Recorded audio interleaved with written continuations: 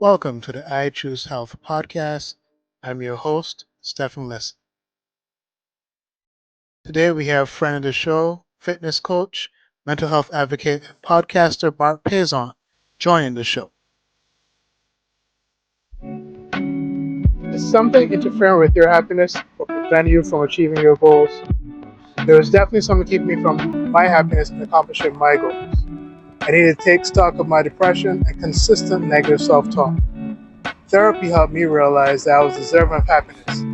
That's why this podcast is called I Choose Health. It was about me choosing happiness, and I wanted to share that with you. That's why I wanted to and have partnered with BetterHelp as a sponsor to share the gift of therapy with you. Over 4 million people have used BetterHelp to start living a healthier, happier life. People spend hours in the gym every week, so why not give your mind the same kind of attention? Starting therapy can be hard. The right therapist for you may not be in your area, and some people find the face-to-face interaction and therapy uncomfortable. With BetterHelp, you can have your therapy sessions as a phone call, as a video chat, or even via messaging if you prefer that. Whatever is the most comfortable version of therapy for you. BetterHelp can match you to one of over 30,000 therapists in their network, which gives you access to a wider range of expertise that may be available in your area. To get started, you fill out a questionnaire to help assess your specific needs, and then you'll get matched with your therapist, in most cases within 48 hours or less. You'll be able to schedule therapy sessions at a time that's convenient for you. If the therapist you're first matched with doesn't feel like the right fit, which can be common when starting therapy, you can easily switch to a new therapist at no additional cost without stressing about insurance, who's in your network, or anything like that. If you think you might benefit from therapy, consider BetterHelp. Click the link in the description or visit betterhelp.com/iChooseHealth for 10% off your first month with a licensed therapist. What is up, guys and gals? Welcome back to the I Choose Health podcast. Thank you again for tuning in with us. We're so glad that you're back, and I know that you've really been enjoying those series that we've had, especially the ones where we were dealing with like vegan bodybuilding and different vegan thoughts on nutrition and how it affects overall health. And I'm just really thankful. I just want to shout out Justin Strickland, Fuel by Plants, Robert Cheek, and Corin Sutton. They just came on, and they were just like amazing guests on the show. And if you guys have a chance, definitely check out Robert's books. He's the author of The Plant-Based Athlete, and he has some other books on vegan bodybuilding, and he has The Impactful Vegan coming out in June of this year. So that's a really good one to look at as well. And then Corin's books as well, especially Macro Mastery, where he goes into looking at macros if you're looking to go vegan bodybuilding. And he does have a cookbook coming out pretty soon. But we're gonna get right back into it. We are with, I would say, a friend of the show, right? He's actually was our second guest on the podcast when we started back in November. And his contributions then were really amazing. His insights then were really amazing. I really appreciated it. And what he said there concerning mental health, just normalizing it, like, we usually try to make mental health out to be this negative thing. And he made it very clear that just saying, hey, I feel good today, it's a mental health conversation. And just how I feel about this thing, whether it's positive or negative, is a mental health conversation. So we've brought back, personal trainer, mental health advocate, and podcaster Marc Paisant back to the show. How are you doing today, Marc? Stefan, I'm doing great. Thank you for having me back on. I really appreciate these conversations and looking forward to it as always. Yeah, definitely. And, I spoke with Marc, prior to the show. We wanted to get into the episode by looking at a couple of trending topics or news articles concerning mental health that's out there right now. And we really want to start the discussion and allow you guys to also be a part of the discussion. And so I was looking at this article written by Claretta Bellamy in NBC News. And the article says that exposure to police violence linked to poor sleep in Black adults, studies find. And this is police violence, okay? And this is something that, we're very clear on. We experience as a nation, going from George Floyd to Michael Brown, you name it, we've experienced it time and time again. Going as far back as Rodney King, like we've had all those experiences. And the article starts by saying that Black adults who are exposed to news of police killings of unarmed Black people are more likely to suffer from poor sleep in the months to come than white adults, according to a study published Monday in the journal JAMA Internal Medicine. And just to highlight one more thing from the article, just go down a little bit. It says the researchers then looked at what happened to sleep after 331 police-involved killings of unarmed Black people. They found that Black people's sleep worsened in the 6 months that followed police killings, while white people had no change in their sleep. And I don't know. Again, I'm originally from Barbados, and we're a predominantly Black society. So the issues that we saw or see are not the same that America sees, where even though America is not a predominantly white society, but there is a predominant white structure that controls the narrative over a lot of the things that goes on in America. And,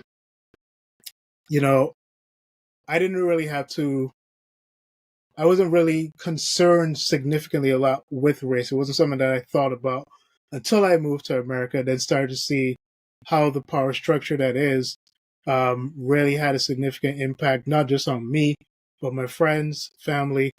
And so this is just really an interesting article where it's just highlighting that. And this is police brutality, this is police violence, right?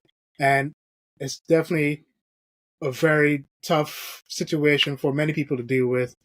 But I wanted to also consider the fact that there's a lot of other difficult situations that Black people have to face on a day-to-day basis. And Mark, I don't know what you think about this article and what impact it has on you as you're reading it. The first thing I thought about, and I sent this to you, was Dr. Angela Holiday Bell, and she was on the 6 a.m. show. And off the bat, regardless of what the purpose of this is or what the reasoning is that there's already a difference in the amount of quality sleep based on race. And she brings that up. And it's just because the stressors that people have in their lives, the triggers that they have in their lives, and the stressors that they don't bring on themselves. And the part of this article that hit me the hard, well, it didn't hit me the hardest, but I think the thing I took the most from it was, she says, it's okay to feel this way because you're responding to a very real, very harmful things. So I think anybody can take from that, hey, don't just push your stress to the side. Don't just say I shouldn't feel this way. Don't invalidate, because she also says that self-validation is a tool and it should be used. It's the phone that's ringing nonstop. You talked about George Floyd's death. We could talk about Ahmaud Arbery. We can talk about pretty much, we can run through a bunch of names. And the hardest part of this is that you know it's real. Like, I know it's real. My circle of friends knows it's real, but a lot of people don't believe that. And that's what makes this really tough. Because I'm not going to say it'd be easy, but it'd be easier if you were to just give that kind of opening statement that you did, and then everyone on the other line was like, oh yeah, I can see that. That's understandable. But you're going to get probably more than half the people say, oh, I don't believe that one bit. Like, I don't believe it one bit. It's, you guys bring this on yourselves. You're just trying to make stuff up. Why does everything have to be about race? And like I tell people all the time, like, I didn't make this about race. I never made this about race. I'm just spitting out the facts, spitting out truths. And if someone wants to call me out and say, no, Mark, that's absolutely false, this is why, fact, data, then I will have that conversation. But if it's like, oh, that's false because of I've seen this, or I feel this, or this one thing happened to me once, and it's like, those are the conversations that bug me. But this is an absolutely real thing. And I think as a Black man, it's just, I've laid up late at night thinking, I've had these thoughts where it's like, what if I leave the house sometime tomorrow and it's the last time my kids see me? I have nothing in my truck. I don't do drugs. I don't do anything illegal. I don't do any of those things. But guess what? I fit the description. I fit it. So it is absolutely real, and I think this is something that we all need to educate ourselves on.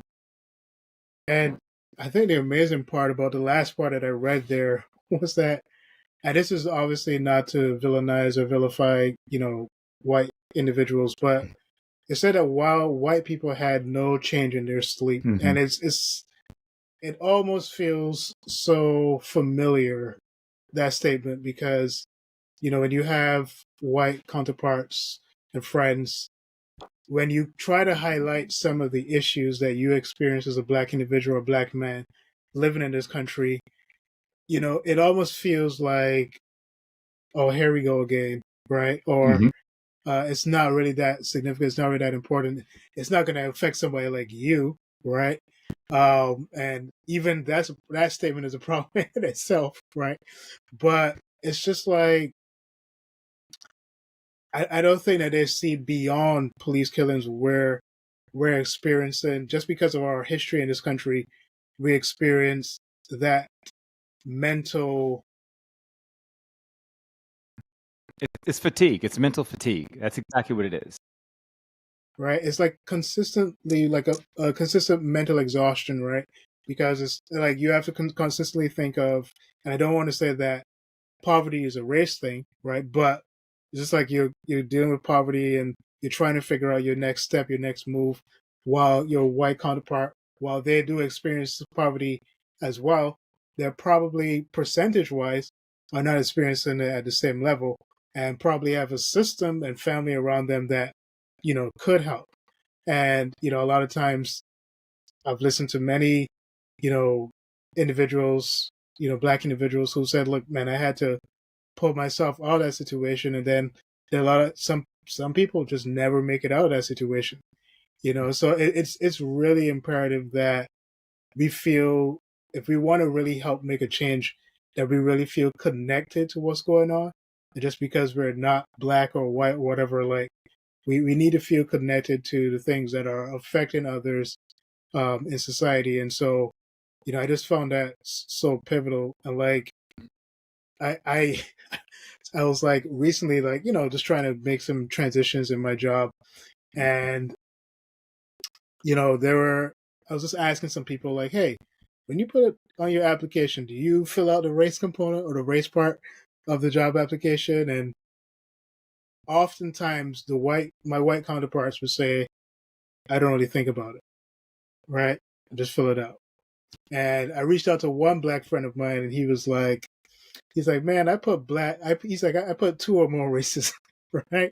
I put two or more races, or I just put white. He said I put white sometimes. Like he said, he did it one time, and he got a call back. And then when he went to the company, they started acting a little weird because they were expecting him to be a white individual, and he just knew that they were going to he just wanted to see how they were going to react. But it's just crazy that, like, even as far as filling out a job application, I have to think, well, should I put my race? Like, or why is this here? Why is this even here? So now it's just like something that's even more mentally exhausting. Like, oh wait, I just put in all of my qualifications, reasons why I'm qualified for this job, and now I got to think, my race is going to be a one jot against me or one thing against me that's going to keep me from getting the job that I want. One thing that I heard over and over in that, what you just talked about, was empathy or the lack thereof. That's usually, that's what I talk a lot about. And it's one of those things like, I had to look it up, but the remora fish is a fish that people don't know what it is, but once I tell you what it is, you'll understand. Like, it's the shark sucker fish, or the sucker fish that swims next to the sharks. And so if you put that fish in the ocean, and then you put, just any other, maybe a smaller shark, who's going to be more afraid of it? Like, the sucker fish, they don't stress about sharks. They actually just attach to them. They swim next to them. And then you have smaller sharks who are afraid of the sharks. They are high stress level about that. So that's what it kind of feels like sometimes. It kind of feels like, yeah, everybody is in this water, but only a certain set of people are afraid of the sharks. And other people don't even care. They sometimes don't even notice that they're there. And when you talk about like the certain group of people, in this case, white people, being unaffected, their sleep is unaffected by this, it either means that one of two things, and I hope it's not one of them, but I know it is. One of two things. One, they literally don't see it. They don't care. It's like, I don't even notice that is happening. Or they do see it, but they're not empathetic towards it. They don't really, yeah, I see it, but it doesn't affect me. So I'm going to sleep like a baby. And so it's just one of those things where when people use that term that has been buzzword, been coined, that term ally and allyship, that is a word that is a verb. That's it. You have to be an ally to be an ally. Like, you can't just say, hey, I'm an ally. I got my Black Lives Matter flag. It's like, you see, black, like, no, it's more than that. It's more than that. So, yeah, I definitely understand. I say I understand. I do understand, but I'm not in agreement with people just being like, oh, it happens. But that's not on me. And I'm glad you said that because, we're two black men here discussing this issue.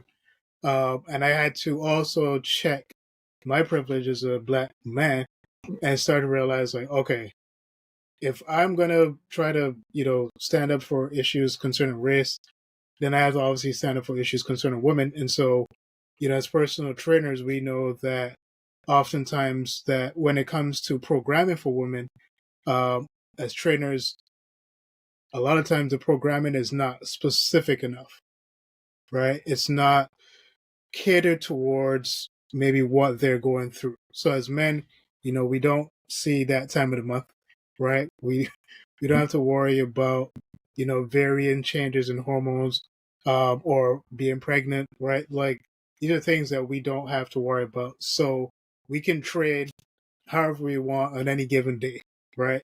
Whereas now, when it comes to women and, training them, and it comes to their nutrition and all these things we have to take in consideration.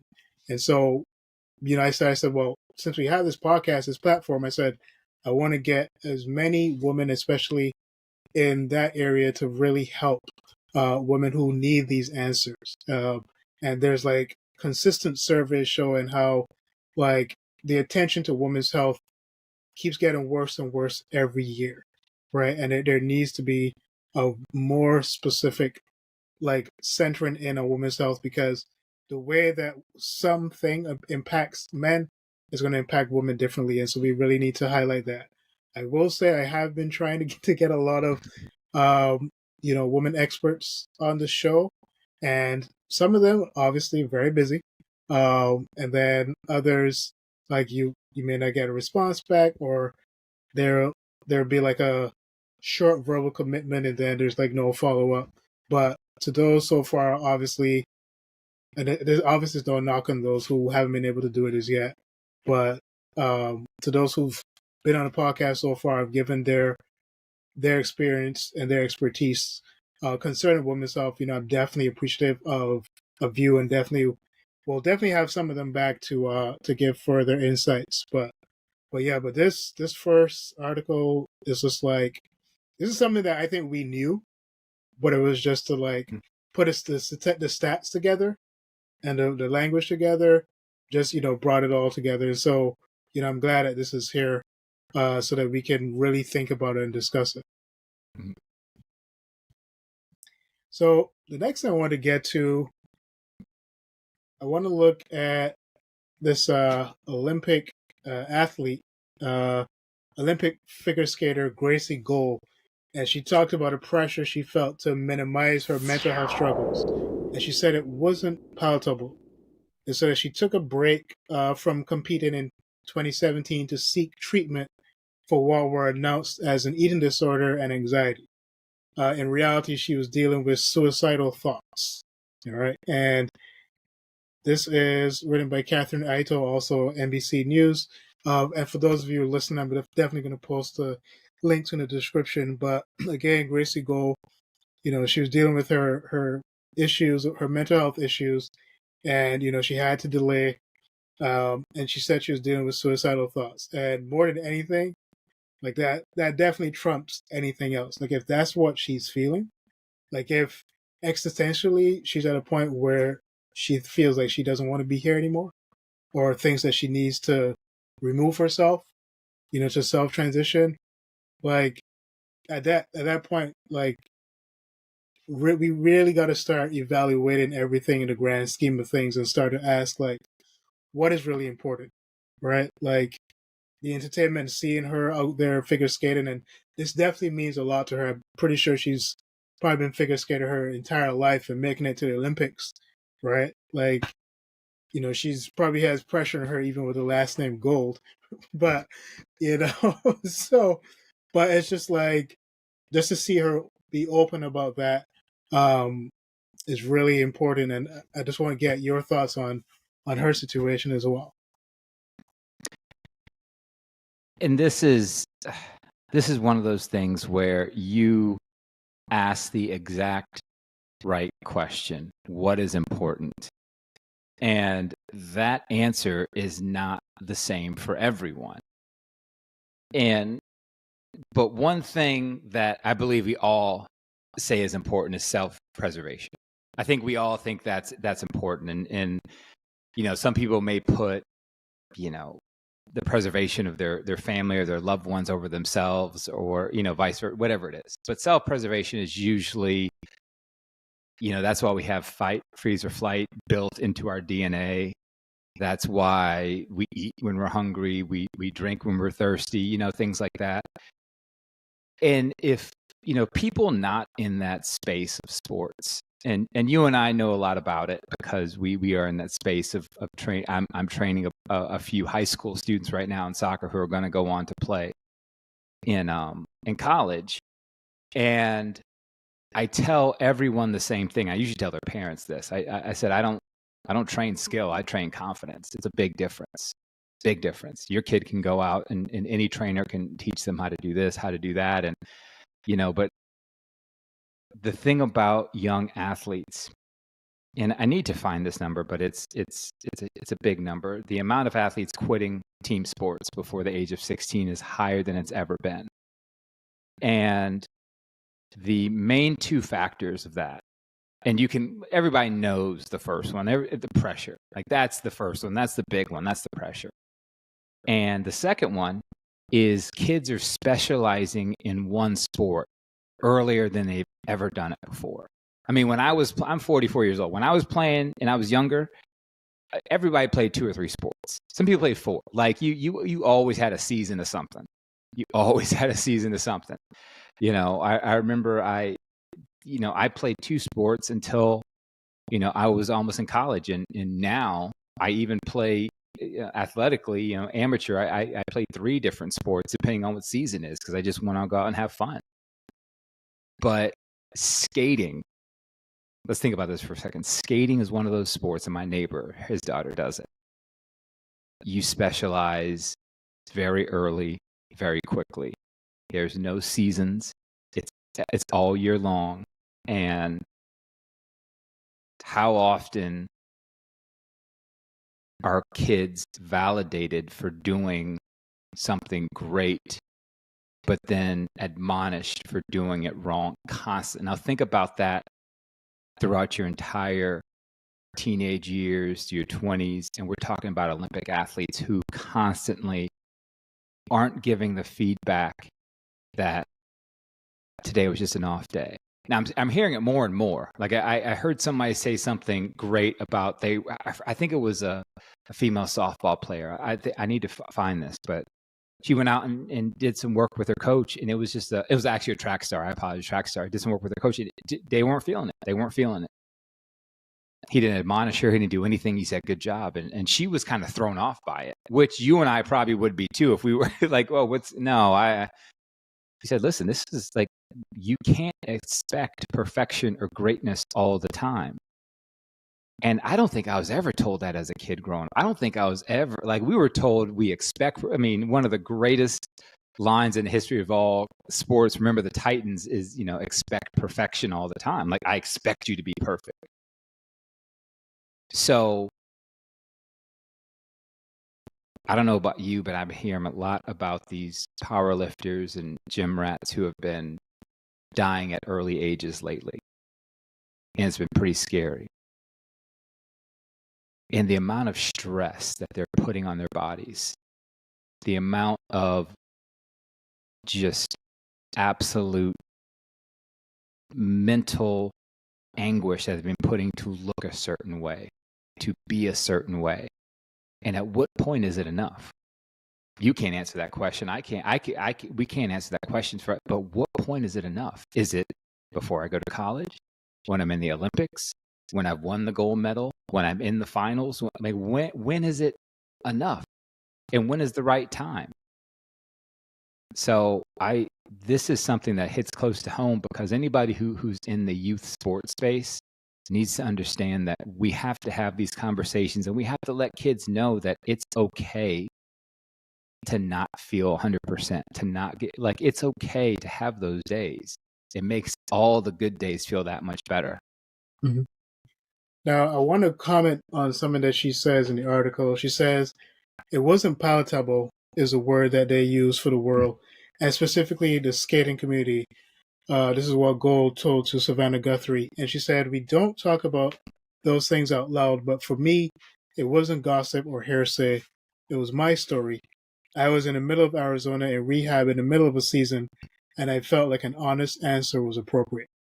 And I'm glad that she's also, able to express what she was going through. And I definitely think as a nation, we should be supportive of her in that decision. But I want to add, I'm very curious what this is an article that's relatively new in terms of, us hearing about this. And I just want to know what the response is going to be to her versus what it was to Simone Biles. I knew you were going there. I knew you were going there. I knew you were going there. It's all, yeah. Right, because it's like, again, like there's this idea and this expectation that, especially for Simone Biles, like, she worked extremely hard to get to where she's at. And I feel to some extent the structures that feel like they allowed her to be there. Right? And it's like, if we allowed you to be there, how dare you say you're going to take some mental health break? Right? Now, let alone the competing at Olympic level being hard. When you are a Black individual, a Black woman in a sport that is not typically dominated by Black women, it is a severe amount of pressure. It is probably like, what's the word? I'm blanking on the word. But it's probably definitely like a lot of, what's the word when you think that you don't belong, and like, well, what's the term? when you I don't know why I'm blanking on this right now. That you don't belong in. Yeah, it's like in you the feel same like category. yeah, it's like you're like, you know what, like you've done the work, you've got here, and then you still feel like, oh, imposter syndrome. Here we go, Yeah, there you go. imposter syndrome. So it's just like I could imagine that Simone Biles' level of imposter syndrome was probably pretty high, even though she'd worked as hard as she did to get to the Olympics and to dominate it the way that she did. And I'm just curious that with that contrast of how Simone Biles was dealt with, I'm curious as to how Gracie Gold is going to be responded to, as a white woman now airing this, even though this is something that happened 6 years ago. She's now making it very clear to many of us. I'm just curious as to what the response is going to be. I mean, you know what the response is going to be. I mean, we joke about it because it's becoming that way, and it's nothing. I don't want to compare Gracie to Simone at all. They're both Olympic athletes, and they both should be very happy. But let's think about this for a second. Simone Biles is the most decorated gymnast I know American. I don't know if it's Olympic history or American. I think it's American history, whatever it is. Like, she's the most goals, all that good stuff. She's the Michael Phelps of women's gymnastics, basically. Gracie Gold has won 1 bronze medal, I believe. Now, again, this is not a knock on Gracie. Like, I don't have a bronze. You have a bronze. I don't have a bronze. Like, it's not a knock on her. But think about what we're allowing one person to do and not allowing the other to do, and they're on different echelons. They're on different. It's like if Michael Jordan came out and said something about mental health versus like my next door neighbor who is an accountant or something like that, and it's like which one will we allow to say it? Now, there is a component to this that is kind of on us, and I'll explain. There is this this vision that we have, this picture we have at least in North America, of Black women being strongest person, like a black, like we understand the strong Black woman. It's very hard for us to think about a Black woman being vulnerable. Like, when I think about strong, like I think about my mother, God rest her soul, or my grandmother, or my sister, the strong Black woman I know in my life. It's like their persona is supposed to be strong. But that's what they've had to be. Like, no one put that. They had to be that. They had no choice. And so when one who is very decorated, very visual, very out in the open comes out and says those things, it's kind of a shock to a lot of us. But in Gracie's case, I love the fact that she's doing this, because how many young women are seeing this, are reading this, are being like, wait a second. Okay. She said the quiet part out loud, where I'm not supposed to say these things. And here's the thing about you talking about being kind of using your privilege and understanding it, male versus female. She goes on to say that she was sexually assaulted or raped at the age of 21. And that should be enough. That's stop right there. Stop. Let's talk about this. Like, full stop. Let's talk about it. But then, like, we're going to have some people that, of course, won't believe her, thinks that, she should get through it or past it. So I think we should start taking people at face value and at least listening to what they have to say. Yeah. Yeah. And I mean, as you said correctly, like, I think that's a problem with our society, is that we don't listen enough, right? We listen to what we think we heard, and then we respond, right? As for me, sometimes I'll ask a person, and maybe it might get annoying, but I'll say I just really want to get and understand what you're saying so that I'm processing it correctly, and I don't want to go away with my preconceptions on what I think you're saying, right? And so if we would just listen to each other a little bit more, I think our world would be a little bit more cohesive, and we would have less of the issues that we have right now. Mm-hmm. Oh yeah, I agree wholeheartedly, 1,000%. So Gracie Gold, prayers up, and keep your head up. You're doing something great. So don't feel like you need to keep hiding it or hiding your issues. It takes a lot. When I tell you, it takes a lot to even mention that you're suicidal. Like in 2024, like with all the things that are out there in 2024, and so saying that you're suicidal is still something that's hard to say, right? Because I've heard, like, I remember saying something to someone about some individual being suicidal, and the person's response was like, "Oh, God don't like that," right? And yeah, and so I was just like, "Oh man, like, can we just stop a moment and actually really think about this person and see, like, how can I help this person?" You know what I'm saying? So yeah, it's like for her to really have the boldness to say it, and I'll say it here, and I think I told you in our last discussion, I've struggled with that for a long time, right? And coming forward and saying that is tough. It's really tough, and I'm not at any I'm not at the level that she's at in terms of how often she's in front of the public. But that's extremely hard. So I give it up to her. Shout out to her for really doing that. So I want to go to the next article, and my links just became unlinkable. Here we go. All right. So it says that Silicon Valley. This is really interesting. I'm surprised this is. I don't know if I'm surprised that this is in Silicon Valley, but it says Silicon Valley County becomes the first in the U.S. to declare loneliness a public health emergency. All right. It says a mountain of research has linked loneliness to an increased risk of dementia, depression, anxiety, heart disease, stroke, and early death.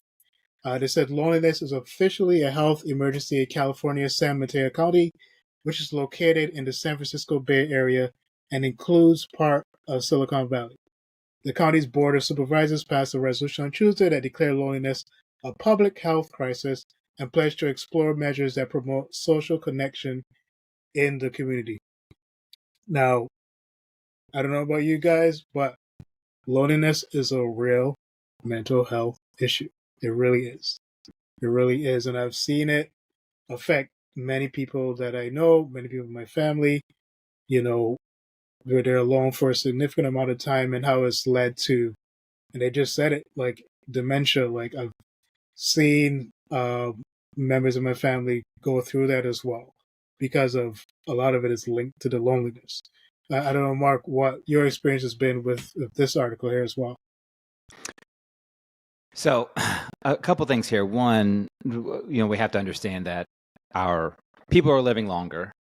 There's only one group of people whose average life expectancy has gone down, and that's white men. And that's a different show about different health concerns. But everybody else, their life expectancy is going up. So that means we have more grandparents, we have more great-grandparents, and we have more people who are living in houses as widows and living in houses without any kids in them.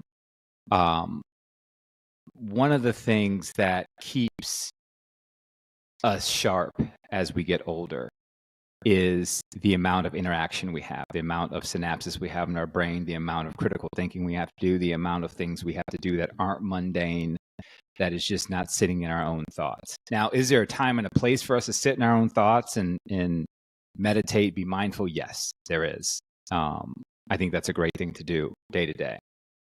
But when that becomes your life and you start to sit there in loneliness and sit there by yourself and no one comes to visit, there's nobody to bounce ideas off, to stay active, to stay mentally focused, to do all those things, we start to just sit down and become couch potatoes, and we eat poorly, and things start snowballing.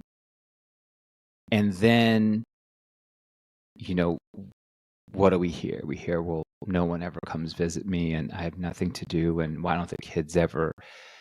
And so it's one of those things where a generation in our family, 2 generations maybe, were outliving their life. We have the oldest generation possibly not really living their life.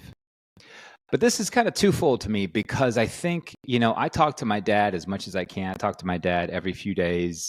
There's sometimes we talk daily sometimes. And he has a good group of friends around him. He does live alone, but great group of friends. And the thing I tell him all the time, and he does it, is to stay active physically, whether that's little weights, resistance, whether that's the bike, whether that's walking. And he does. He's in great shape. And he's one of the things that they talked about, I believe, in this, of course, is the increased risk of heart disease and stroke. So we're talking about physical ailments from loneliness. So I think our generation, my generation, maybe a little older, we have to understand that there's a possibility that we're going to have more time on our own as we get older.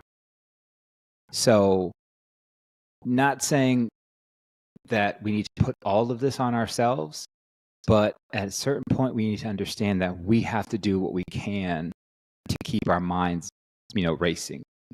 Take up a hobby. Once both my parents had retired, they started traveling together. And I know this is not everybody can do that, but there's get out of the house, sunshine, the best form of just mental cleansing can come from just 15 minutes out in the sun. So I think this might be one of those things where it's so easy to just sit on your couch and flip through the Hulus and the Netflix and the Primes, everything. You can watch TV for 24 hours straight and still find something else to watch. And we have to understand that we have to continue to make friends. We have to continue to tell the people in our lives how much they mean to us. And if you have a parent or a grandparent that lives alone, we need to do our part in making sure that we stay up with them and stay in contact with them and make sure we're staying in their lives. Yeah, I'm going to put myself on a chopping block because hopefully my family's okay with this.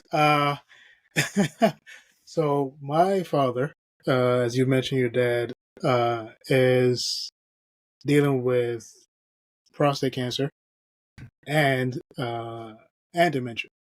So he has a double whammy. Sometimes I get so caught up with work, with my child, my wife, family, where I just normal everyday things that I don't always check in.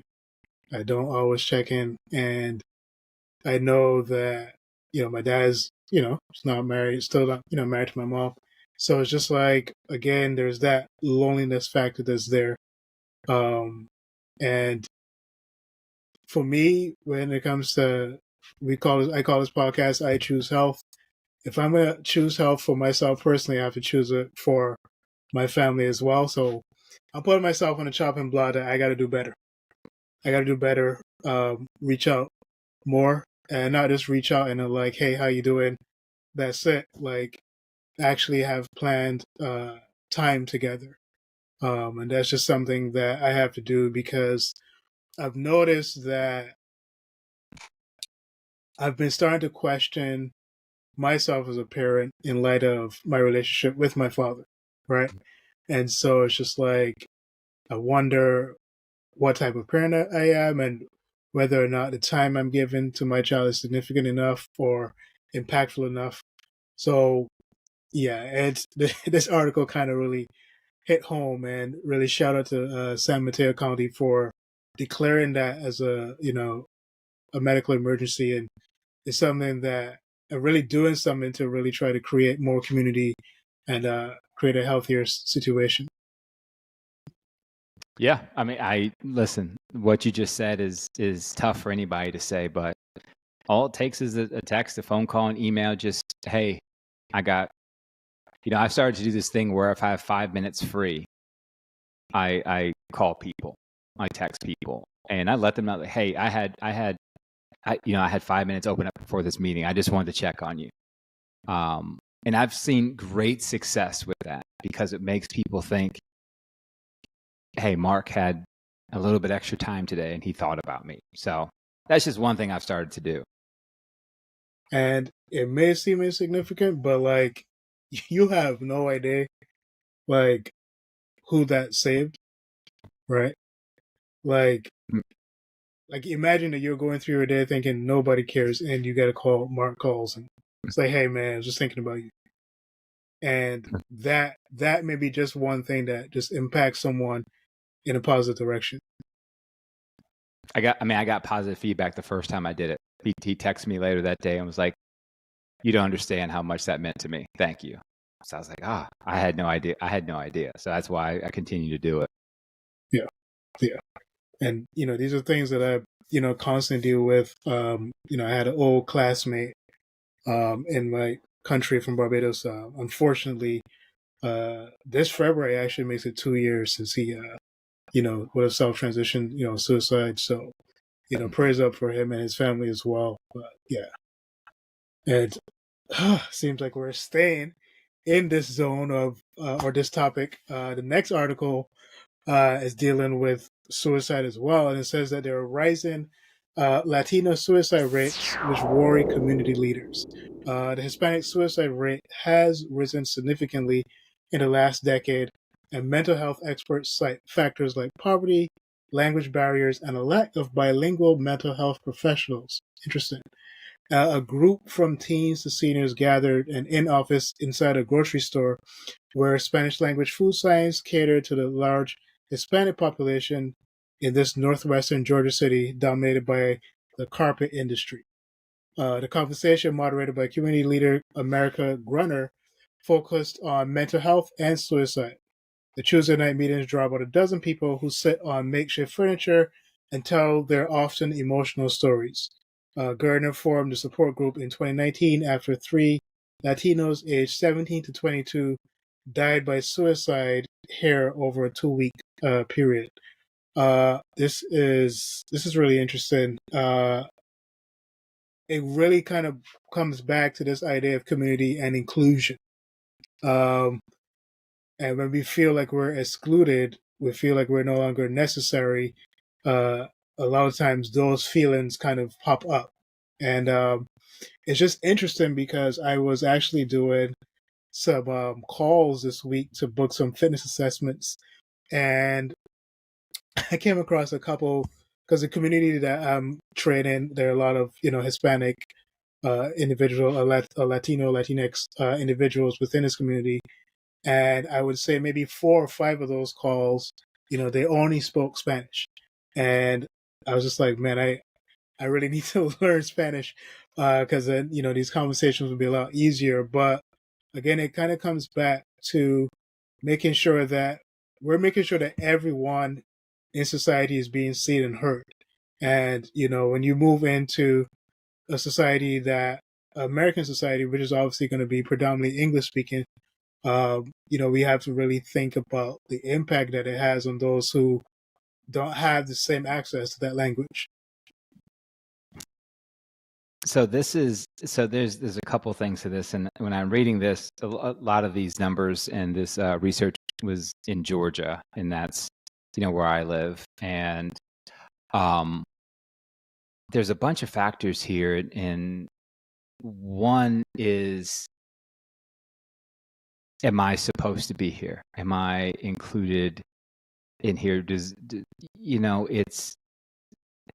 It's tough to be somebody who is black or brown or looks different or trans or whatever, whatever LGBT, somebody that's not, it's everything is getting smaller and smaller and smaller, and the world is getting darker and darker and darker. And I don't personally see it that way because I have coping mechanisms that I've basically burned into my system over the last decade or so. But we always hear about community, and like that's the end all be all. We hear about, black on black crime or black violence, or see, why can't the black community come together and do something? We see, a Hispanic portrayed negatively, and then, see, this is why the Hispanic community needs to, Latin community needs to, and we always talk about, mostly the Asian community in a positive light. The sad part about all this is suicide is the 10th leading cause of death in America. Suicide is the first leading cause of death to Asians between the ages of 15 and 24. So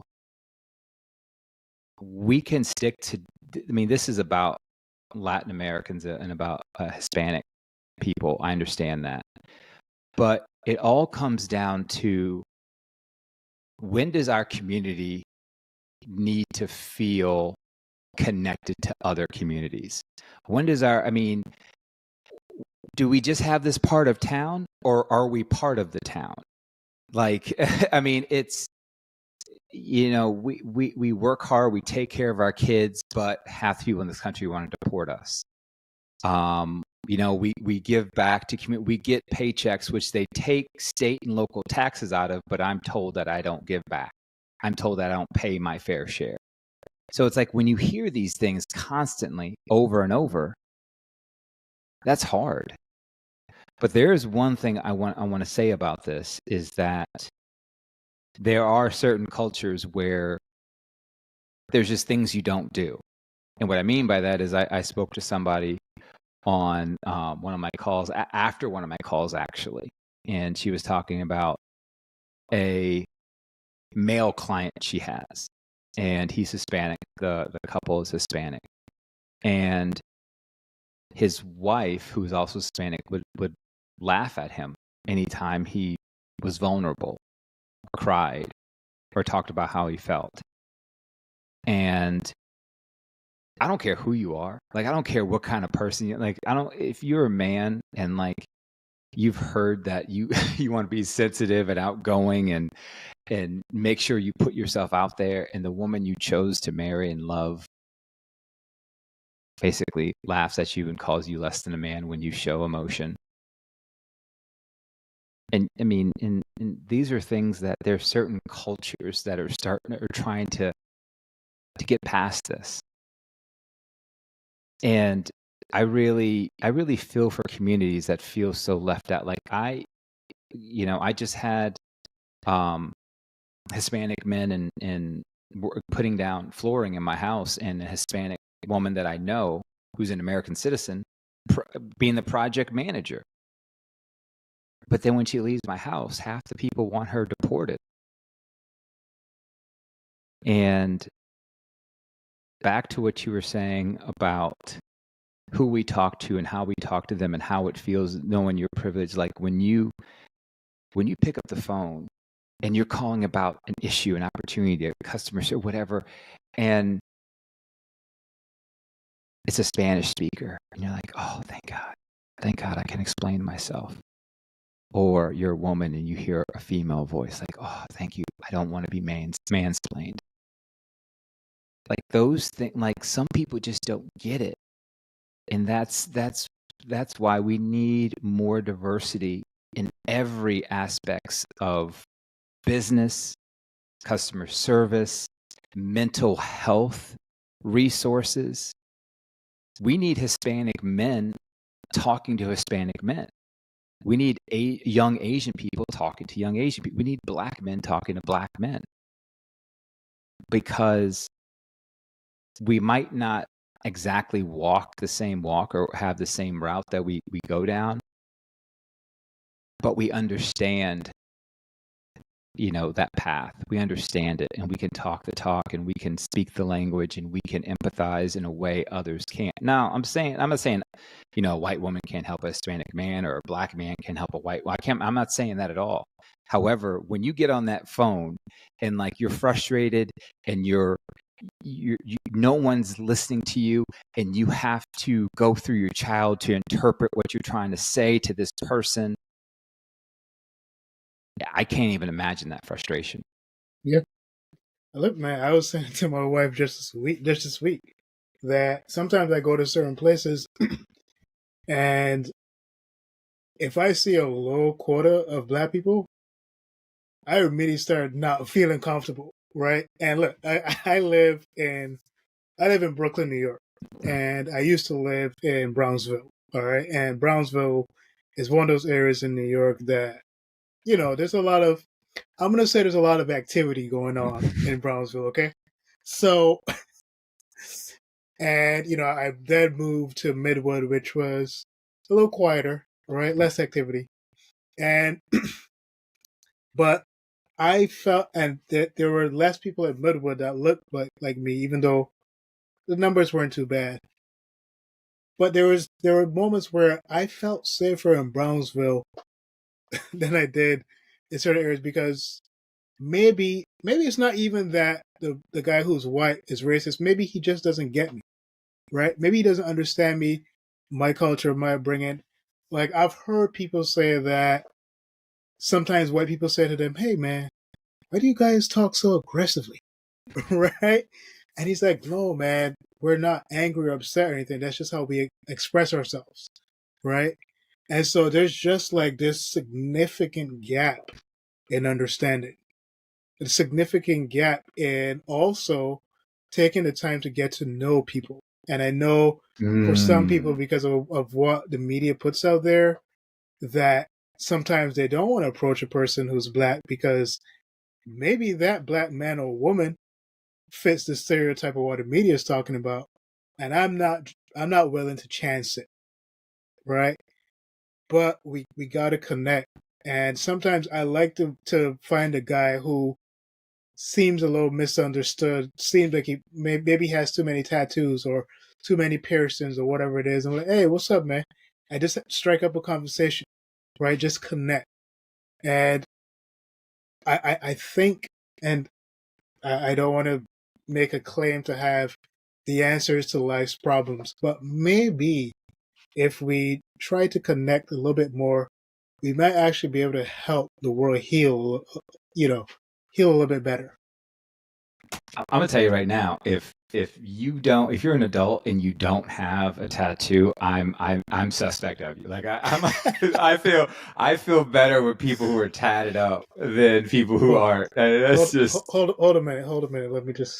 There you go. Nothing against. Listen, you and I have spoken. We know each other. We've spoken many times, but the fact of the matter is that I can't tell you how many times 6 months into a relationship, people come to me like, Mark, I thought you were so mean. I thought you were so, and I'm like, who, me? Like me?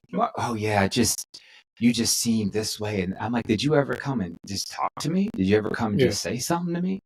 And I'm tatted up. I'm black, bald head, 6'5", 235 pounds. Like when I tell you I fit the description, I do.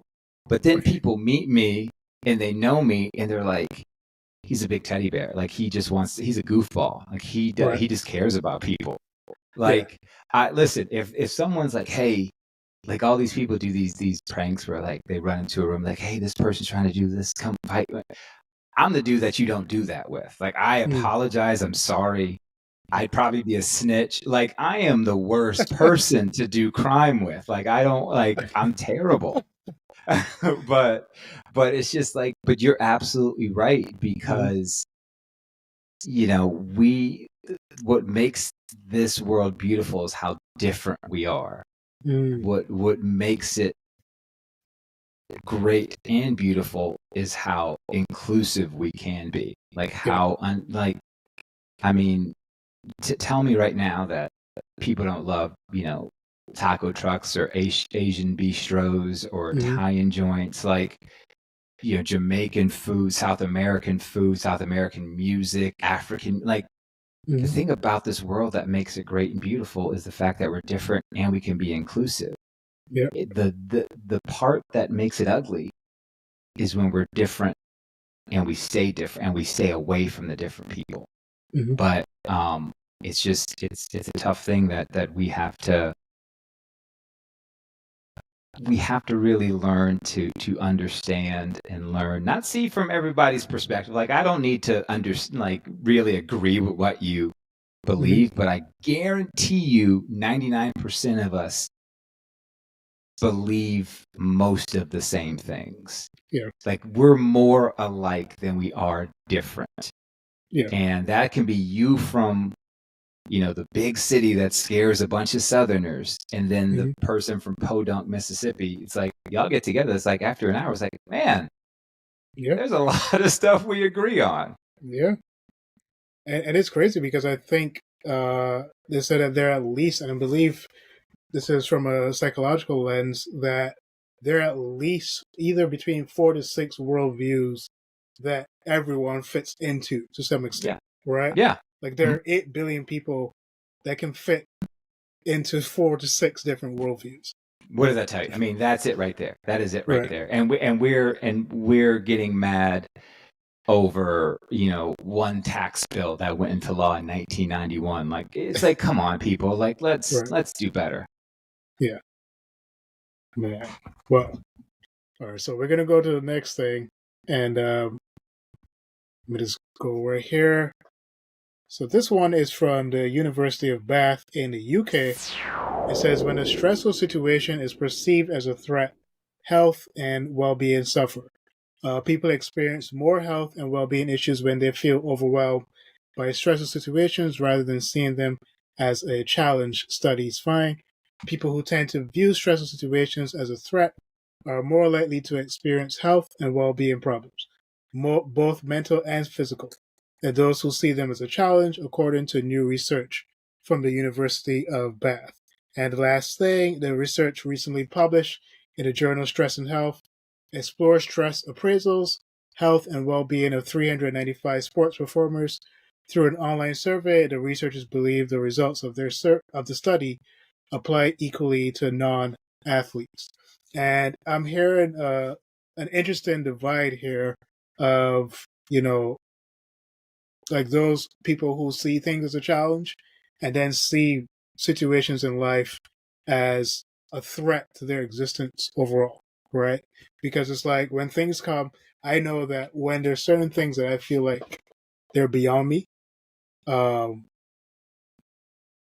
know that I sometimes fit into that first category of people where I feel like, this is a serious situation. This is a threat. And I go into like a mood, right? Mm-hmm. I go into a mindset, a way of thinking that is not helpful at all. And I know it's not helpful, but I've gotten so accustomed to training my mind to just, to get into that mindset whenever a situation like that arises, and then stare there until I find a solution. And it's a struggle. It's an uphill struggle to be able to see situations and initially process them as, a challenge or something that needs to be dealt with, rather than, just sitting in whatever it is you're feeling, whether, that you're seeing the situation as a threat. There's something that is a threat to your livelihood, to who you are. I don't know what you thought about it when you read this as well. There's one word that I had to learn about, actually fairly recently, in the last year or so, and I think more people need to understand like what cortisol is and how it affects your body and what brings it on, and back in the day, when I say back in the day, back in the ages when it was just hunting and gathering, and we had our fight or flight response to keep us alive, basically. Again, self-preservation, bringing it all together. And we'd hear a sound at night. We'd prepare ourselves to fight. We would fight and be done with it, or we would run away and stay alive. But then we'd come back down and live our life like we weren't in a constant state. Now, if I could pause for a second and ask people, whoever listening, think about this situation for a second. Your boss emails you at 4:30 on Friday and says, "Hey, I just want to have a quick meeting with you on Monday morning. Have a good weekend." Who of us is going to be like, "Okay, cool. I'll yeah, that's cool." Or how many of us are stressed out the entire weekend? I'm getting fired. I messed up. What could this be about? And that's exactly what I read from this. Like it could be the smallest things. And what has happened over that weekend now is that our stress level is up, our cortisol level is going up. We haven't regulated, we haven't done anything we thought about all weekend. And just so people know, I mean, we're talking about adrenaline's being pumped into your body to help you stay more focused, to help you, get more blood flowing to your quick twitch muscles so you can get away from things. And we're talking about a desk job. Like we're talking about a desk job. Now that your body, your glands are filling your body with cortisol. And what happens is when we don't regulate it, like it can lead to so many things. We're talking about weight gain. We're talking about blood pressure. We're talking about problems with sleep. We're talking about fatigue for some people. We're talking about diabetes, osteoporosis. We're talking about all these things that can come out of stress and unneeded, unnecessary stress. Because I want people to understand, like this, of all the ones we talked about, this is the one where I think a lot of people need to pay attention, because if you're constantly looking at things as a threat, if you're overstressing, if you're overstimulating, if your adrenal glands are always going and pumping cortisol and pumping adrenaline into your body, like you're staying in that heightened stage. You're staying there. And this is not me just going off on a tangent about what I think and what I believe and all that stuff. This is science. This is physical health. This is mental health. These are things that I have had to learn because I was that person.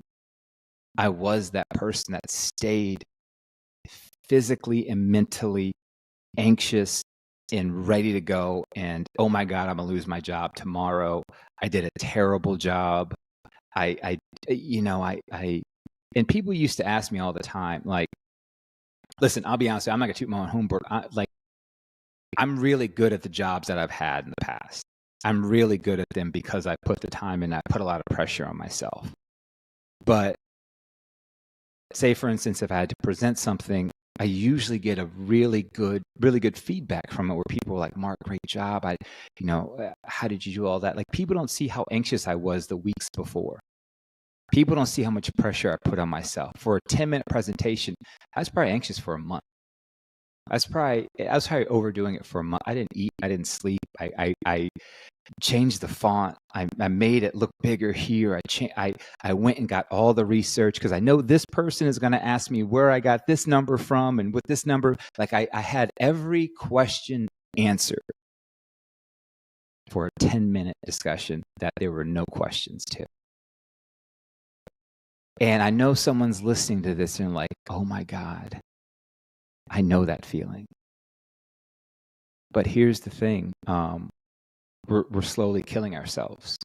We are slowly killing ourselves. Yes, we're living longer, but what happens if we're going to be bedridden for the last 15 years of our life, or we're going to be on 4 or 5 blood thinners or blood pressure pills or cholesterol pills or sleeping pills, or because we stressed out about a 10-minute presentation when we were 35 years old and we did it again at 36, 37.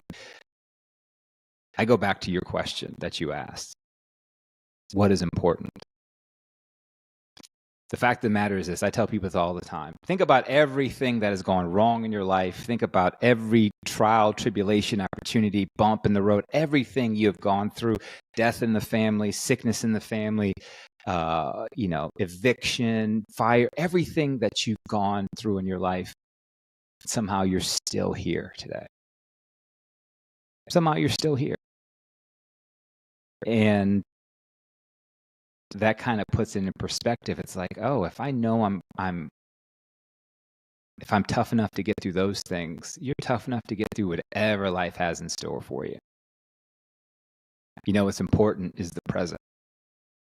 Enjoy it. Like, I know I can't just tell people to stop being stressful or stop taking things as a threat, because they're still going to do it. But there's ways you can work on it.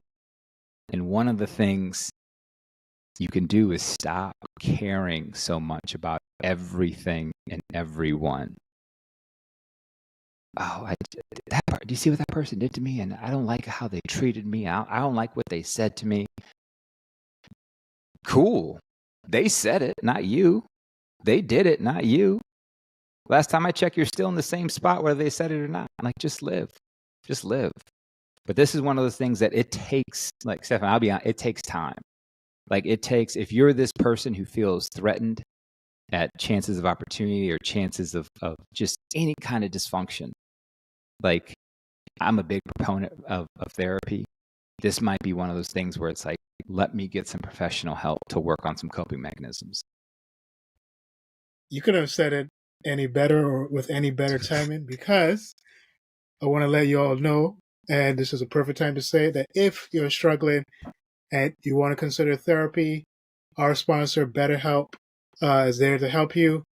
You can click betterhelp.com. I choose health down in the description for a 10% discount on your first month of therapy with a licensed professional specific to your needs. And again, with BetterHelp, you can choose who you want to work with. If you're not happy with the person you're working with initially, you can obviously change that individual. And with that 10% discount, what would normally come out to be a $65 per session or per week session would come out to around $58. So there's still at least discounts. If there's some worry around the price of getting counseling, you can definitely look into BetterHelp. Again, that's betterhelp.com/I choose health, and that is a 10% discount. So, guys, I really enjoyed like the things that we went over today, the topics that we went over, and even the individuals that were involved in each of those stories. I hope and wish the best for them. And again, like, if you are struggling, if you need help, look to the communities around you. Look to the people who are in your immediate sphere, and even if that's not there, again, seeking out professional help. But it's finding a place where you can really manage and deal with in a healthy way all the things that are coming your way, because there's so many things, probably more than any other age, that we have to juggle this and juggle that, right? And I was even curious, even starting this podcast, if with everything, do I have the time and the mental capacity to deal with, having a child, working certain jobs, and, trying to edit this podcast. Like, usually editing wouldn't take me a long time, but this podcast takes me sometimes close to a week. I can't do that with this episode because this has to go a little bit quicker. But yeah, it's like with everything, we have to find a healthy space, a healthy place to really deal with everything that we have to process. And, I love what Mark said, that, to this point, like, we've been through a lot. And if you've been strong enough to make it to this point, then you're definitely probably strong enough to deal with whatever else is going to come next. So, guys, that is it for another great episode here. I just want to thank Mark again for being so flexible and coming out and sitting down with us. And again, I want to make the appeal to you all to make the choice to be healthy, make the choice to be you. This is the I Choose Health podcast. I'm your host, Stefan Lessie, and I hope you guys have a great and healthy one.